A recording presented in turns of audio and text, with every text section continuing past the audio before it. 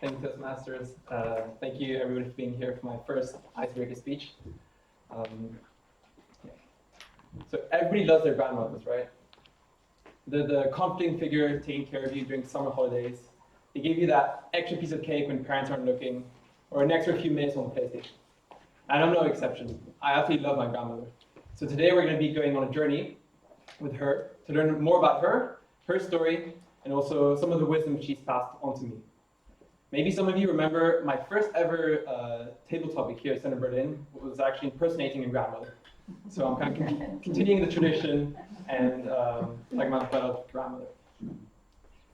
So my grandmother lives in a postcard setting. It's along the shores of a beautiful Swiss lake overlooking snow-covered mountains. But she's actually really lonely. My whole family lives all around the world. My cousin lives in Colombia, my brother in the US, my parents in Hong Kong, where I grew up, and I'm living here in Germany. So every time I come and visit her, it's a really special moment. And the first topic we usually muse about is the rise of China as a global superpower. That's maybe not the most typical topic you talk with your grandmother, but the fact that we grew up in Hong Kong and with all the events happening there, she has a relatively keen interest over there. And that leads me to the first lesson I learned from my grandmother, is that she's actually quite fearful of this change and fearful of China as a rising superpower. She actually always tells me that she doesn't want Chinese to be taught in schools in a few years in Switzerland.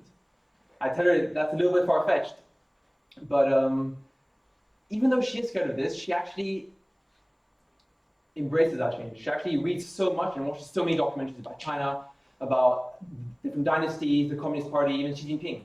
And I think that's really remarkable because my grandmother has lived through probably the period where we have experienced the most rapid development in human history, at least as far as we know. I remember her telling me stories about receiving ice from horse carts every few months in her little town in Germany where she grew up. And then you fast forward to now, it seems like a complete different universe. And that leads me to the second question she always asks me about when I come and visit her is, can I fix your computer? And there's always something wrong with her computer. And you see, I code for a living, but I can never ever fix whatever's going on. There's always a file that's being deleted or a program that's not running. So my intuition is that she's answering too many Nigerian princes. But that's kind of beside the point. The point is that she's embracing change and she's really trying to adapt to the new technology. Then the second topic we usually muse about over a nice meal is her childhood stories. She actually grew up not far from here, near Dresden. And she tells me stories about her father fighting in both world wars under the German state. The first time she met her brother was after the war, because he was prisoner of war for so long. She also tells me stories where she passed through barbed wires under the eyes of an armed guard to escape East Germany from West Germany. And she's never ever gone back since to East Germany. So that's why I personally feel quite close connection to this area, because I feel like there's a little part of my grandmother that's still here. And the thing I learned the most about her telling me these stories is that she never ever feels angry or remorseful. Never. And I feel like she has every reason to. Both world wars and the Cold War destroyed her home every single time and her family. She has siblings that died. She's got a brother who had PTSD for years. But she never sounds or like conveys any kind of feeling of anger. I find that really remarkable. She finds positivity in everything. And that's the second lesson I learned, is I really want to kind of change my view of the world and how I view things, be it events, be it connections, speaking with people, and having kind of a kinder view about these things.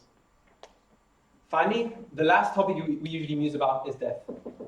And that also is not the most typical topic you usually talk with your grandmother. She's really scared of death, and I am too. So I can't really imagine how it is to have your siblings, your husband, your friends pass away, and you still need to be there for your family, be there and be positive, and yeah. And so I think that requires some kind of bravery and courage from her part, and I really respect that.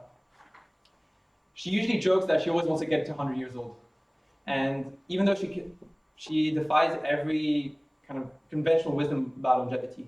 She drinks, she smokes, she's never done any sports, and she eats too much chocolate. She's got a special box of chocolate just under her bed, just so that she doesn't go to the kitchen for her midnight snack. And But one thing she has done over her whole life is be there for her family.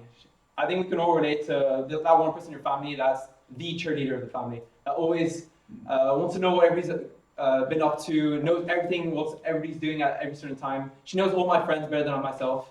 And yeah, I'm really grateful for that. To give you an example, I once, on my 18th birthday, I had a month to get my driving license before I had to go back home. So she spent every single day for 2 hours in the car teaching me how to drive.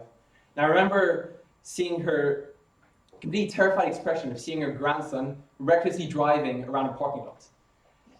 But thanks to her, I did pass my driving license on the first go, even though afterwards I did lose my license for speeding, but she never knew that, and she'll never know that. But the point is that she's always been there for us, and that's the last lesson I learned from her.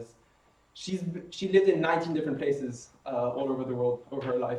She's never ever felt like a certain specific place was home, and that's the same for our whole family. We never had a certain place where we felt like this was our place. And that's the last lesson I learned from her, is that when you've got these kind of situations and you're all around the world, your family is your real home, so you should take care of it. Thank you.